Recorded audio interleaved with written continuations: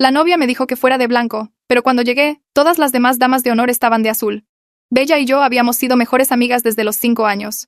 Ella se mudó a la casa de al lado y desde ese día nos volvimos inseparables. Hicimos todo juntas mientras crecíamos, e incluso cuando me fui a la universidad a unas horas de distancia, ella me visitaba constantemente y seguíamos siendo muy unidas. Durante mi segundo año, conocí a un tipo llamado Diego a través de amigos mutuos. Salimos un par de veces, pero no hubo una conexión real, así que quedamos como conocidos casuales.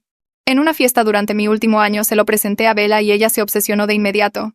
Me preguntó por nuestra historia y fui completamente honesta. Le dije que habíamos salido, pero que no significó nada, y que tenía mi bendición para intentarlo con él. Lo hizo, y en pocos meses ya eran novios oficiales. Después de graduarme acepté un trabajo a 6 horas de distancia mientras Bella y Diego se mudaron juntos a nuestro pueblo. La vida se volvió ajetreada y los veía menos, pero seguíamos conectando en cada Navidad.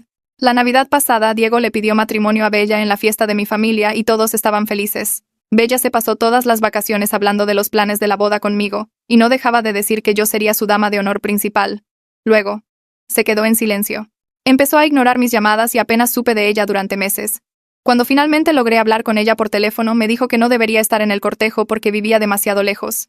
Le dio el puesto de dama de honor a su prima, una mujer que ella abiertamente no soportaba. Me sentí destrozada, pero me ofrecía viajar para todo. Ella me rechazó. Me enteré por redes sociales que tuvo una fiesta de compromiso y no me invitó.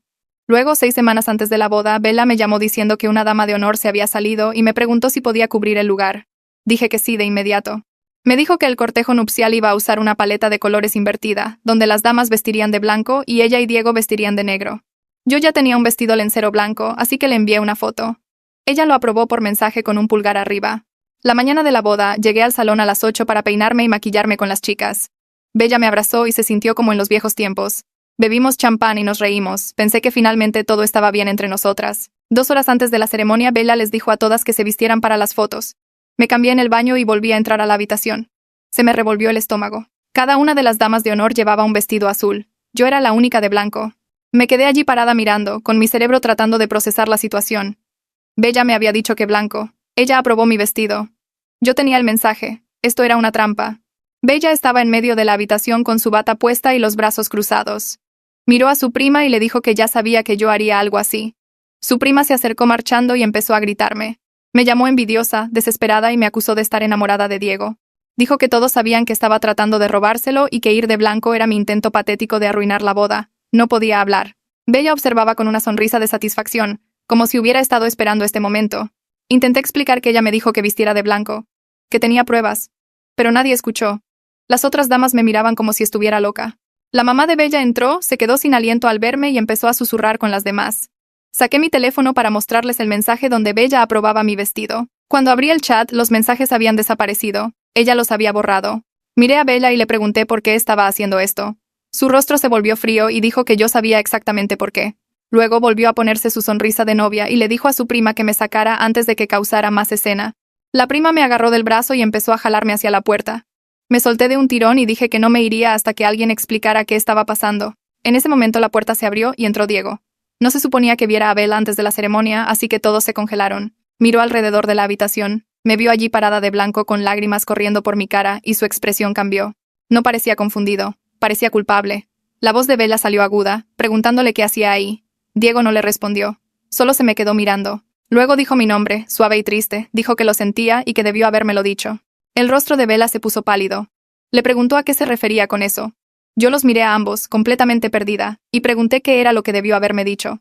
Diego abrió la boca para responder, pero la prima de Bella me agarró del brazo otra vez, diciendo que tenía que irme ahora mismo. Me zafé y dije que no iría a ninguna parte.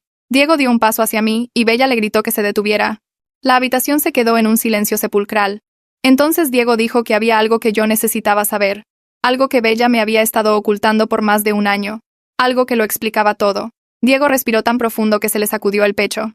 Me miró con ojos que parecían mucho más viejos que hace 5 minutos. Dijo que él y Bella habían estado intentando tener un bebé por más de un año. Lo intentaron todo, vieron médicos, se hicieron pruebas. Hace 3 meses descubrieron la razón por la que no funcionaba. Él era estéril. Lo había sido desde el nacimiento. Algo en su historial médico que lo hacía imposible. La habitación se quedó tan callada que podía oír el zumbido del celular de alguien. Si Diego no podía tener hijos y nunca pudo, entonces nuestros encuentros en la universidad no pudieron haber resultado en nada. A la prima se le cayó la mandíbula. Una de las otras damas se tapó la boca con la mano. El rostro de Bella pasó de un rojo furioso a un blanco papel en segundos. Bella empezó a gritar. Le gritaba a Diego preguntándole por qué me decía eso ahora. ¿Por qué la humillaba frente a todos el día de su boda? Su voz se quebró y se volvió chillona. Diego no se echó atrás. Dijo que estaba cansado de mentir, cansado de verla torturarme por algo que no era culpa mía ni de él. Dijo que no podía quedarse ahí y dejar que esto continuara cuando nada de eso se basaba en la realidad. Bella agarró el borde de una mesa de maquillaje y sus nudillos se pusieron blancos. Le dijo que se callara, que se fuera, que lo estaba arruinando todo. Pero él solo se quedó allí mirándola con algo que podría haber sido piedad. Yo no entendía qué tenía que ver su infertilidad conmigo. Mi cerebro se sentía lento. Pregunté qué tenía que ver todo esto con el por qué Bella me odiaba ahora. ¿Por qué me había excluido y me había tendido la trampa del vestido? Diego se volvió hacia mí y su rostro se veía agotado de una manera profunda. Dijo que Bella se convenció a sí misma de que yo quedé embarazada allá en la universidad, que me había hecho un aborto y nunca se lo dije a nadie, que le estaba ocultando ese gran secreto. Las palabras me golpearon tan fuerte que retrocedí. Dije que no de inmediato. Lo dije tan fuerte que alguien saltó. Les dije a todos que siempre usamos protección. Siempre. Nunca quedé embarazada. Nunca tuve motivos para pensar que lo estaba. Bella empezó a llorar. Unos sollozos de rabia que hacían que todo su cuerpo temblara. Me señaló y dijo que yo era una mentirosa, que desaparecí durante 2 semanas durante las vacaciones de primavera del último año, que regresé diferente, callada, y que no hablaba de dónde había estado. Dijo que sabía que algo había pasado y que se lo estaba ocultando. Los recuerdos de esas vacaciones vinieron a mí por partes. Me dio una gripe horrible el día antes de que empezaran las vacaciones. Una que me dejó tumbada por completo. Pasé 2 semanas en mi dormitorio apenas pudiendo levantarme de la cama. Mi compañera de cuarto me traía sopa. El prefecto me revisaba porque me veía fatal. Fui a la clínica de la universidad 2 veces porque no se me bajaba la fiebre. Dije todo esto en voz alta, hablando rápido, tratando de que entendieran. Dije que mi compañera podía verificarlo. El prefecto me vio. Tenía registros médicos de la clínica. Sara dio un paso adelante desde donde estaba junto a la pared. Dijo que ella era mi compañera de cuarto ese año. Su voz era suave pero todos la escucharon. Dijo que estuve enferma todas las vacaciones, que me trajo sopa y medicina todos los días, que nunca salí de nuestra habitación excepto para ir al baño, que estuvo tan preocupada que en un momento llamó a mis papás, miró a Bella cuando lo dijo. Bella se giró hacia Sara tan rápido que su bata voló, llamó a Sara mentirosa, dijo que Sara me estaba encubriendo y que lo planeamos juntas. Su voz era estridente, pero las otras damas ya se estaban moviendo, mirándose entre sí. Roxana estaba frunciendo el ceño. Otra chica que no conocía bien miraba a Bella como si nunca la hubiera visto antes. La mamá de Bella se acercó y le puso una mano en el brazo. Dijo que tal vez deberían posponer la ceremonia. Hablar de esto en privado, resolver las cosas. Su voz era gentil pero firme. Diego dijo que había más que yo necesitaba saber. Me miró a mí, no a Bella. Admitió que Bella había estado obsesionada con esta idea durante meses, que estaba convencida de que él me había dejado embarazada porque ella no podía tener hijos de él, que había estado en una espiral de celos y rabia, creando toda esta historia en su cabeza para explicar su dolor. Dijo que intentó convencerla de lo contrario. Intentó que entrara en razón, pero ella no escuchaba. Solo siguió construyendo esta fantasía cada vez más grande hasta que se apoderó de todo. Se me revolvió el estómago. Me sentí mal de una manera que no tenía nada que ver con hambre o cansancio. Mi mejor amiga desde los 5 años había pasado más de un año odiándome por algo que nunca pasó. Algo que ella inventó en su cabeza. La trampa del vestido blanco, los mensajes borrados, la humillación pública frente a todos.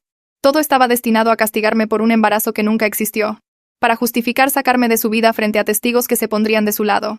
Bella se desplomó en una silla junto a la ventana. Su prima corrió a consolarla, pero Bella la empujó con tanta fuerza que la prima tropezó. Bella me miró y su cara estaba roja, mojada y retorcida con algo que parecía dolor real. Dijo que necesitaba a alguien a quien culpar, que cada mes cuando le llegaba la regla y sabía que no estaba embarazada, sentía que estaba fallando, que ver a otras personas tener bebés la hacía querer gritar, que saber que Diego y yo habíamos estado juntos antes que ellos la carcomía constantemente. Dijo que no podía soportar la idea de que yo pudiera haber tenido algo con él que ella nunca podría tener, así que se convenció de que era verdad. Se obligó a creerlo para tener una razón de por qué su vida se sentía tan mal. No podía quedarme en esa habitación ni un segundo más. Agarré mi bolsa de la silla y caminé hacia la puerta. Nadie intentó detenerme esta vez. La mamá de Bella seguía sosteniendo a Bella, que tenía la cara hundida en sus manos. Diego estaba congelado cerca de la ventana viéndose perdido. Las otras damas de honor miraban sus teléfonos o el suelo. Cualquier lugar menos a mí. Abrí la puerta y salí al pasillo. El aire fresco me golpeó la cara y me di cuenta de lo caliente y sofocante que había estado esa habitación.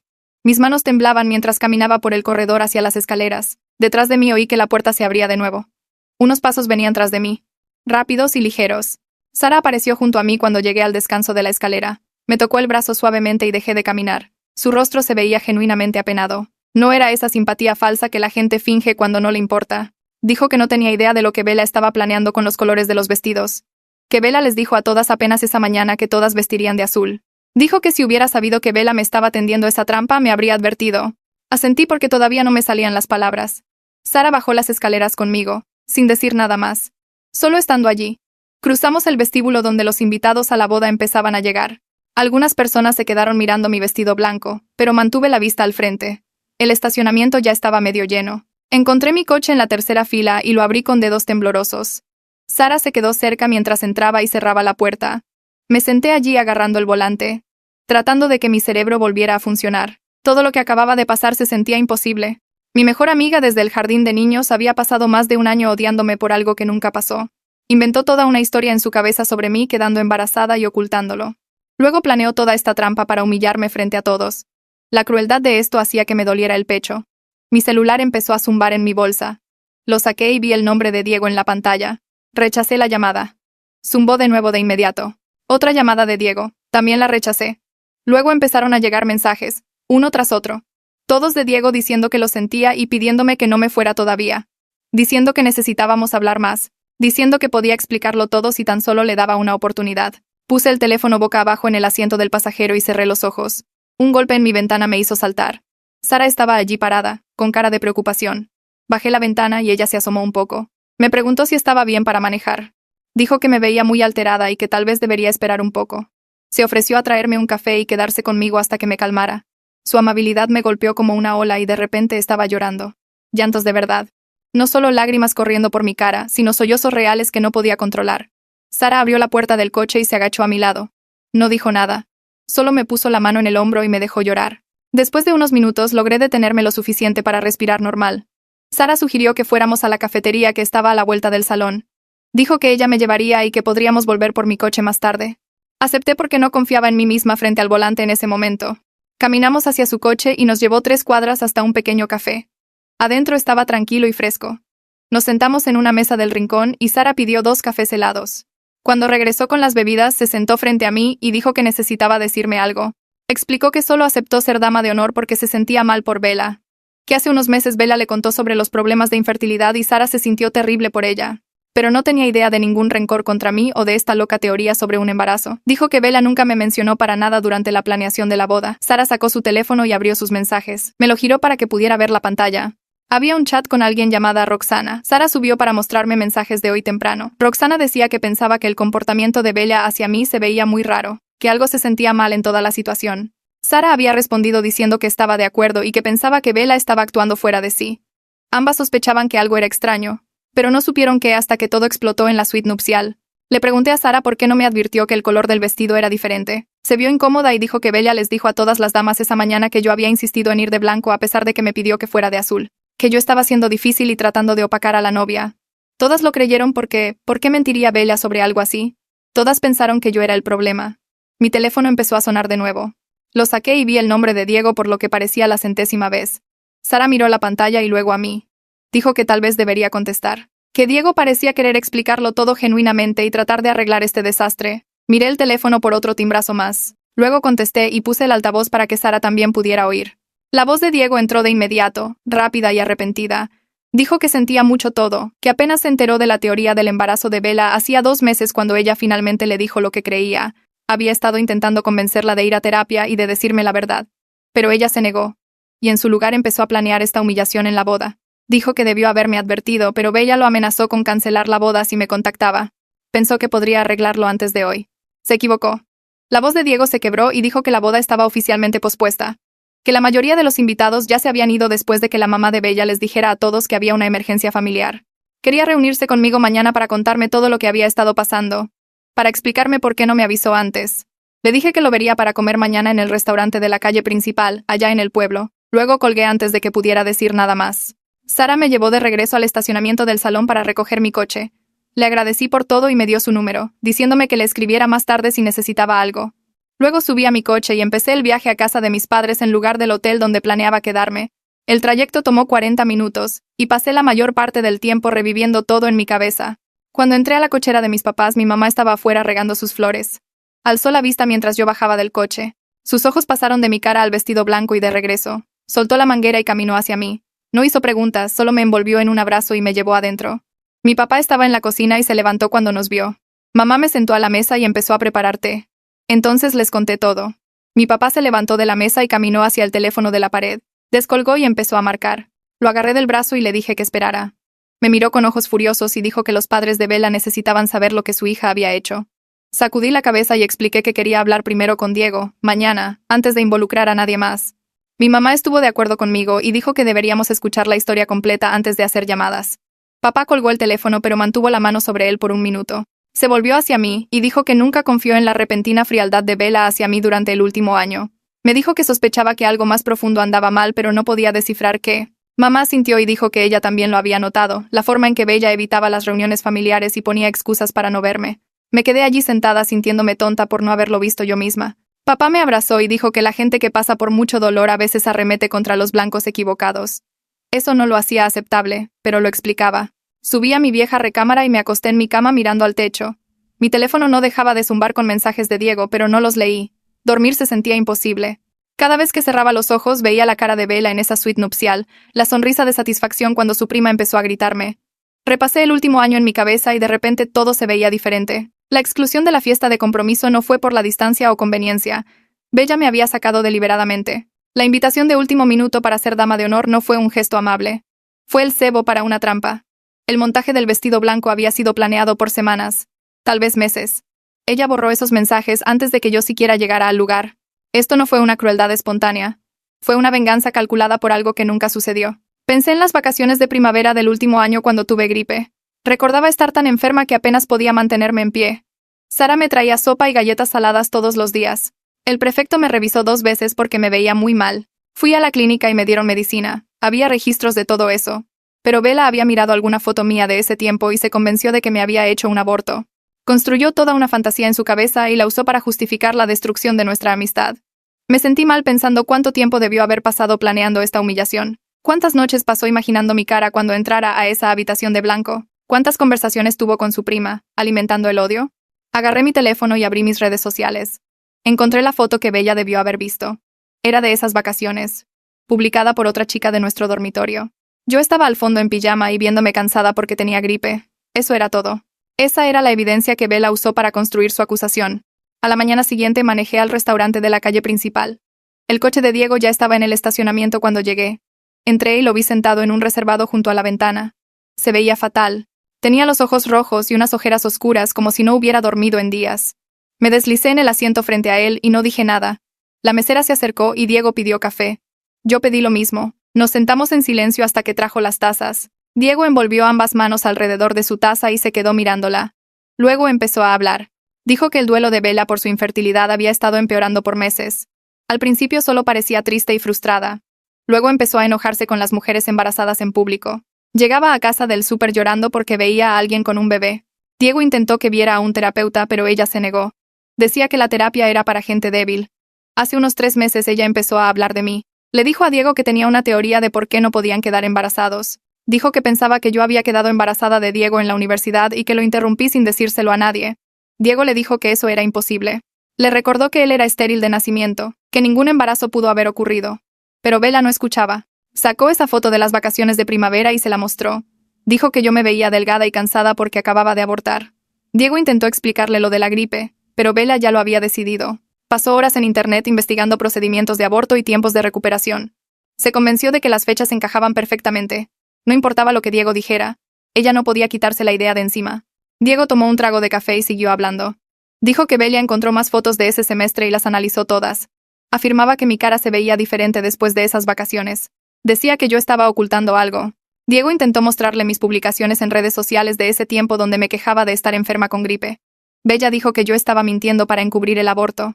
Empezó a revisar mensajes viejos entre nosotras buscando pruebas. Cuando no pudo encontrar ninguna, dijo que yo debía haber borrado todo. La voz de Diego se quebró y dijo que verla entrar en esa espiral había sido horrible. La amaba, pero se estaba convirtiendo en alguien que él no reconocía. Lo peor era saber que toda la base de su enojo era médicamente imposible. Él era estéril.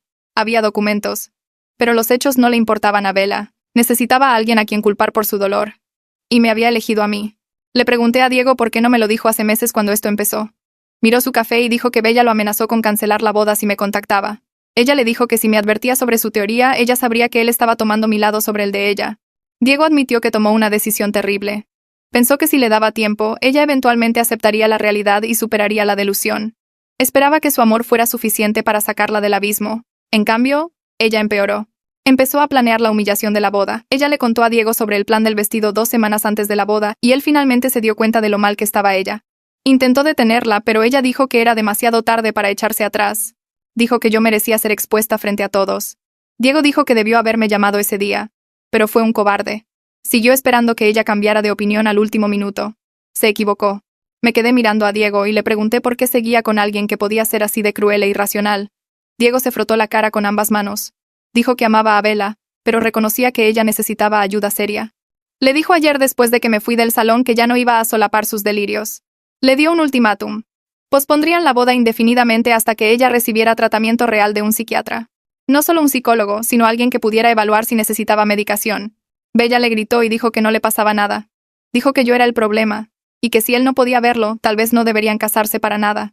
Diego le dijo que por él estaba bien. Hizo su maleta y se fue a quedar con su padrino. Esta mañana la mamá de Bella lo llamó llorando. Dijo que Bella finalmente admitió que podría necesitar ayuda. Estaban buscando psiquiatras especialistas en duelo e infertilidad. Diego se inclinó hacia adelante y dijo que había más que yo necesitaba saber. La prima de Bella sabía de la acusación del embarazo desde hacía semanas. No solo lo sabía, sino que la alentó. La prima le dijo a Bella que siempre sospechó que yo sentía algo por Diego.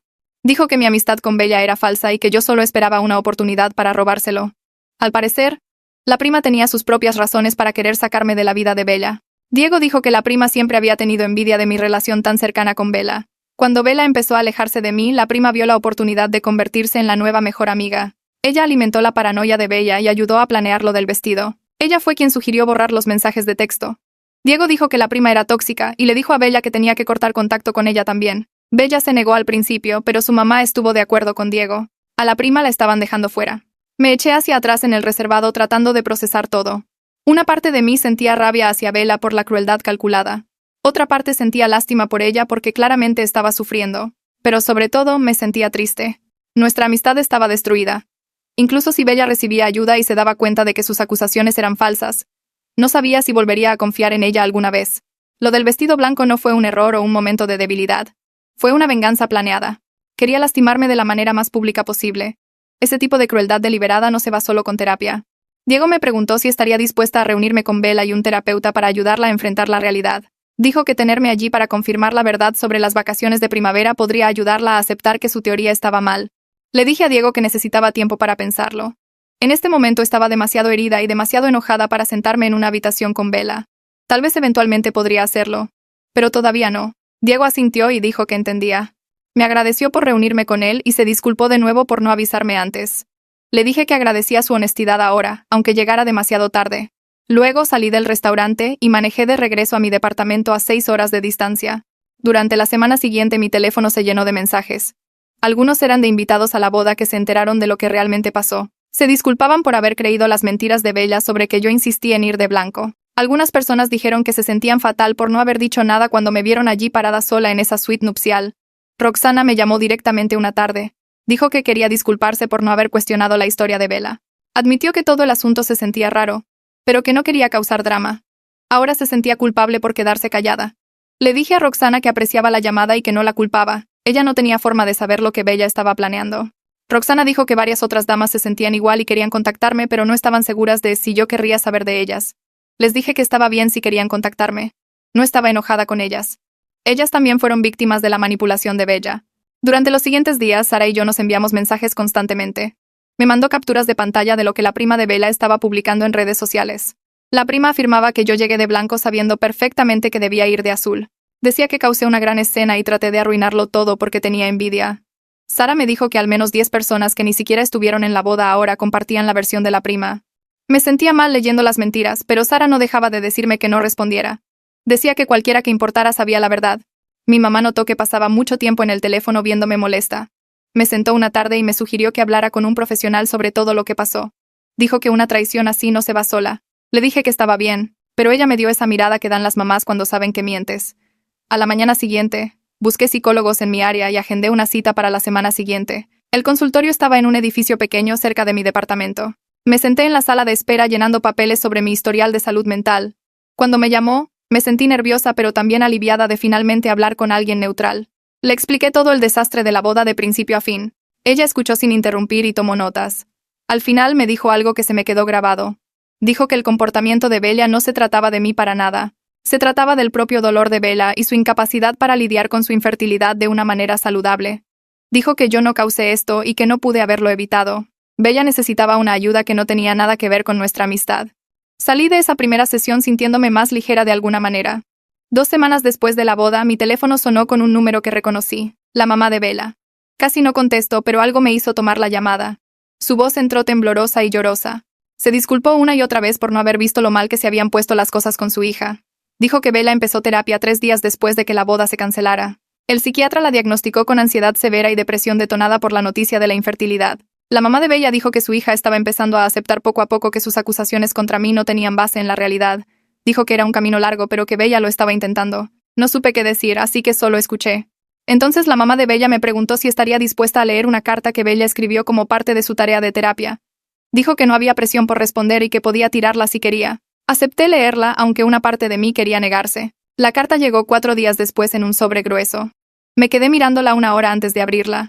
6 páginas con la letra de Bella llenaban el sobre. Empezaba diciendo que entendía si la odiaba y nunca quería volver a hablarle. Luego explicaba cómo el diagnóstico de infertilidad destruyó su sentido de identidad. Dijo que entró en esta espiral de celos obsesivos donde se convenció de que yo había quedado embarazada de Diego hace años. Sabía lógicamente que no tenía sentido, pero la delusión se sentía real para ella en ese momento. Describió la planeación del vestido blanco como una venganza por algo que nunca pasó. Asumió toda la responsabilidad de la crueldad y dijo que nuestra amistad se había terminado solo por sus acciones. No me pidió que la perdonara ni que la buscara. Solo quería que supiera que estaba recibiendo ayuda y que entendía el daño que causó. Leí la carta 3 veces. Una parte de mí sentía rabia de que una crisis de salud mental pudiera llevar a una crueldad tan calculada. Otra parte sentía tristeza por la amiga que solía tener que claramente estaba sufriendo. Me senté y escribí una respuesta corta. Le dije a Bella que apreciaba su honestidad y esperaba que la terapia la ayudara a sanar. Le dije que necesitaba espacio y tiempo antes de siquiera poder pensar en cualquier tipo de relación entre nosotras. Le dije que estaba poniendo este límite por mi propio bienestar y se sentía como lo correcto.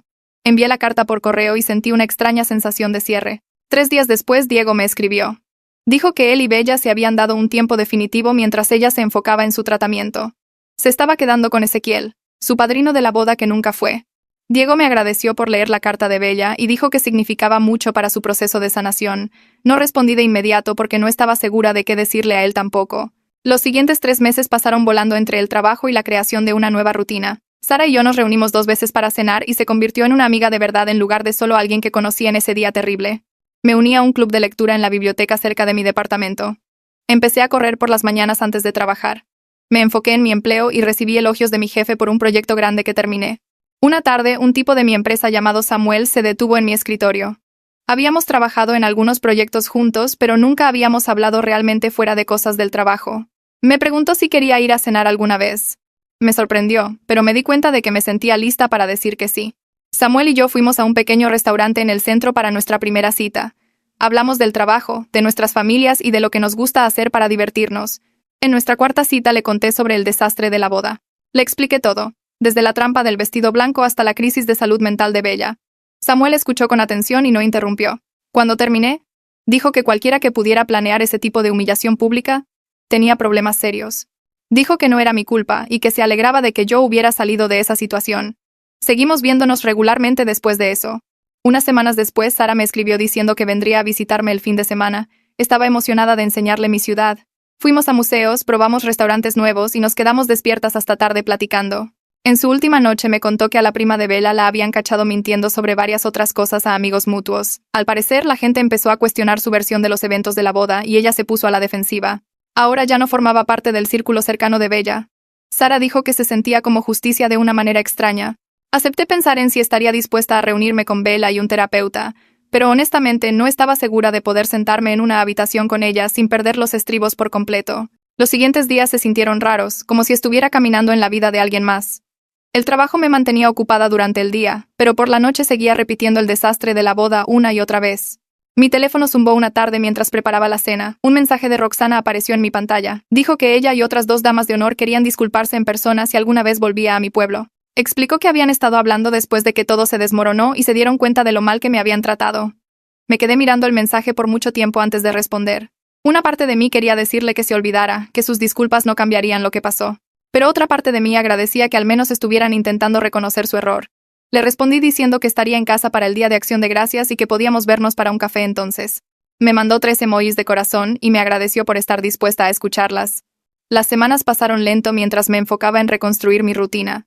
Samuel y yo salimos 2 veces más, y empecé a sentir que tal vez esto sí podría convertirse en algo real. Él nunca me presionó para hablar de Bella o de la boda a menos que yo lo mencionara primero. Una noche después de cenar en su casa le conté sobre el mensaje de Roxana y lo nerviosa que me sentía de volver a casa para las fiestas. Escuchó con atención y luego dijo algo que me sorprendió. Me dijo que se necesitaba mucha fuerza para estar dispuesta a escuchar a la gente incluso después de que te han lastimado. Dijo que la mayoría de la gente simplemente cortaría a todos y nunca miraría atrás. Me di cuenta de que tenía razón y me sentí un poco mejor con todo el asunto. La semana de Acción de Gracias llegó más rápido de lo que esperaba. Manejé las 6 horas a casa el miércoles por la tarde y el estómago se me revolvió todo el camino. Mis padres estaban emocionados de verme y mi mamá ya había empezado a cocinar. Esa noche en la cena mi papá preguntó si había sabido algo de Bella o Diego. Les conté sobre la carta que escribió Bella y cómo Diego me había buscado. La cara de mi mamá se suavizó y dijo que esperaba que Bella recibiera la ayuda que necesitaba, pero también dijo que estaba orgullosa de mí por poner límites. Mi papá solo asintió y me apretó la mano sobre la mesa. El jueves por la mañana me reuní con Roxana y otras 2 damas en un café del centro. Mis manos temblaron un poco mientras entraba y las veía sentadas en una mesa del rincón. Roxana se levantó y me abrazó de inmediato, lo que me tomó por sorpresa. Las otras 2 mujeres se veían genuinamente incómodas mientras me sentaba. Roxana empezó a hablar primero. Se disculpó por creer la historia de Bella sobre que yo insistí en ir de blanco. Dijo que todo el asunto se sentía fuera de lugar para mí, pero que había estado tan enfocada en apoyar a Bella que no lo cuestionó. Las otras damas asintieron y agregaron sus propias disculpas. Una de ellas admitió que sospechó que algo andaba mal cuando Bella borró esos mensajes, pero que le dio miedo hablar. Platicamos por casi 1 hora, explicando cómo Bella me había pintado como alguien obsesionada con Diego durante meses antes de la boda. Dijeron que se sentían terribles por no haberme buscado antes. Escuché todo lo que dijeron y sentí que mi enojo se drenaba lentamente. Estas mujeres no eran el enemigo. Habían sido manipuladas igual que yo. Les dije que apreciaba su honestidad y que no les guardaba rencor. Terminamos hablando de otras cosas después de eso y se sintió sorprendentemente normal. El viernes por la tarde mis papás me contaron algo que hizo que se me apretara el pecho. Dijeron que los papás de Bella los habían invitado a cenar la semana anterior y les explicaron que Bella estaba mucho mejor con la terapia. Al parecer ella había aceptado la verdad sobre sus falsas acusaciones y estaba trabajando en sus problemas de salud mental. Mi papá dijo que los papás de Bella no estaban presionando para ningún tipo de reconciliación entre nosotras. Solo querían que mis papás supieran que Bella entendía el daño que había causado. Mi mamá añadió que la mamá de Bella había llorado durante la cena y se disculpó por no haber visto lo enferma que se había puesto su hija. No supe qué decir a nada de eso. Una parte de mí se sentía aliviada de que Bella estuviera recibiendo ayuda. Otra parte de mí sentía rabia de que todos esperaran que yo estuviera bien con lo que ella hizo solo porque estaba luchando mentalmente. Les dije a mis papás que necesitaba tiempo y ellos entendieron. El resto del fin de semana de Acción de Gracias pasó tranquilo. Samuel me escribía todos los días para ver cómo estaba y preguntarme cómo estaba manejando todo. Me descubrí esperando sus mensajes más de lo que esperaba. El domingo por la mañana, antes de que regresara a la ciudad, mi mamá me apartó en la cocina. Me preguntó si Samuel y yo nos estábamos poniendo serios. Le dije que no estaba segura todavía, pero que realmente me gustaba. Ella sonrió y dijo que se alegraba de que hubiera encontrado a alguien que me tratara bien. Me di cuenta de que tenía razón. Samuel era diferente a cualquiera con quien hubiera salido antes. Él realmente escuchaba cuando yo hablaba y nunca me hizo sentir que estaba siendo dramática por la situación de Bella. Diciembre pasó volando entre las fechas de entrega del trabajo y los preparativos de las fiestas. Samuel y yo nos veíamos al menos 2 veces por semana y empecé a sentir que tal vez esto podría convertirse en algo real. Una noche durante la cena le pregunté si quería venir conmigo a casa para Navidad. Dijo que sí de inmediato y se veía genuinamente emocionado por conocer a mi familia. Le advertí que mis papás probablemente le harían 1.000.000 de preguntas, pero él solo se rió y dijo que podía manejarlo. La semana antes de Navidad, Diego me mandó un mensaje que me hizo sentir un hueco en el estómago. Dijo que él y Bella habían terminado permanentemente. Ella necesitaba enfocarse en su salud mental sin la presión de su relación. Se escuchaba triste pero también aliviado de una manera que tenía sentido. Le escribí un mensaje corto diciendo que esperaba que ambos encontraran paz. Me dio las gracias y dijo que se quedaría con Ezequiel por un tiempo hasta que descifrara sus siguientes pasos. Llegó la Nochebuena y Samuel manejó conmigo a casa. Mis papás lo amaron al instante. Mi papá pasó una hora enseñándole fotos familiares viejas mientras mi mamá terminaba de cocinar. Esa noche, después de que todos se fueron a dormir, mi mamá me encontró en la cocina preparando té. Se sentó a la mesa y me dijo que se alegraba de que hubiera encontrado a alguien que me tratara con respeto y amabilidad genuinos. Dijo que se había preocupado por mí después del desastre de la boda, pero verme con Samuel la hacía sentir mejor. La abracé y me di cuenta de lo afortunada que era de tener padres que realmente se preocupaban por mi felicidad. Samuel encajó en mi familia tan naturalmente que al final del fin de semana se sentía como si siempre hubiera sido parte de nuestras tradiciones navideñas. Enero trajo clima frío y un nuevo comienzo. Sara me escribió una mañana con noticias emocionantes. Había conseguido un trabajo en mi ciudad y se mudaría a un departamento cerca del mío. Estaba encantada porque se había convertido en una amiga de verdad durante los últimos meses. Nos reunimos a cenar la noche que llegó y pasamos horas hablando y riendo. Mencionó el desastre de la boda en un momento y dijo algo que se me quedó grabado. Me dijo que algo positivo había salido de ese día terrible. Habíamos construido una amistad real basada en la honestidad en lugar de la relación falsa que yo tenía con Bella. Me di cuenta de que tenía razón. Nuestra amistad se sentía sólida de una manera que mi relación con Bella nunca lo fue. Un sábado por la tarde, a finales de enero, me encontré con la mamá de Bella en un café de mi pueblo. Había regresado por el fin de semana para ayudar a mis papás con unos proyectos de la casa. Ella me vio primero y se acercó con una sonrisa nerviosa. Hablamos tal vez 10 minutos y fue sorprendentemente cálido. Me dijo que Bella estaba genuinamente bien en su tratamiento y había empezado a reparar los daños con otras personas que había lastimado durante su crisis. Dijo que Bella estaba aprendiendo a hacerse responsable de sus acciones en lugar de culpar a su salud mental por todo. Le dije que me alegraba de que Bella estuviera mejorando. Nos abrazamos antes de que se fuera y sentí una extraña sensación de cierre. 6 meses después del desastre de la boda, recibí un último mensaje de Bella. Dijo que se mudaba a un estado diferente para un nuevo comienzo y quería desearme lo mejor. Me dio las gracias por poner límites y dijo que mi respuesta a su carta la había ayudado a aceptar la responsabilidad por lo que había hecho. No me pidió que la perdonara ni que nos mantuviéramos en contacto. Solo quería que supiera que estaba agradecida por cómo había manejado todo. Leí el mensaje 3 veces y luego le escribí una respuesta corta deseándole suerte. Lo decía de verdad. Esperaba que encontrara lo que necesitara para estar sana y feliz. Pero también sabía que nuestra amistad se había acabado para siempre y estaba bien con eso. Samuel y yo celebramos nuestro aniversario de 6 meses en el mismo restaurante donde tuvimos nuestra primera cita. En el postre, extendió su mano sobre la mesa y tomó la mía. Me dijo que se estaba enamorando de mí. Mi corazón saltó, pero de una buena manera. Lo miré y me di cuenta de que yo sentía lo mismo. Esta relación estaba construida sobre la confianza y la honestidad de una manera que mi amistad con Bella nunca lo fue. Él sabía todo sobre el desastre de la boda y nunca me había hecho sentir que estaba siendo exagerada o que me estaba quedando en el pasado. Solo me apoyó y me dejó procesar todo a mi propio ritmo. Le dije que yo también me estaba enamorando de él y toda su cara se iluminó. Un año después de que todo pasara, me senté en mi departamento un domingo por la mañana tomando café y pensando en cuánto había cambiado mi vida.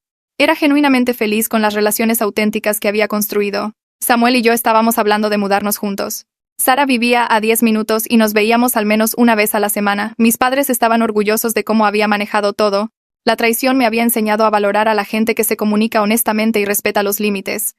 Había aprendido que los amigos de verdad no te manipulan ni crean planes elaborados para lastimarte. Ellos están ahí, dicen la verdad y te apoyan incluso cuando las cosas se ponen feas. Estaba agradecida por el crecimiento que vino de sobrevivir a la crueldad de Bella. Me había obligado a descifrar lo que realmente quería en mis relaciones y en mi vida. Y por primera vez en mucho tiempo, sentía que estaba exactamente donde debía estar.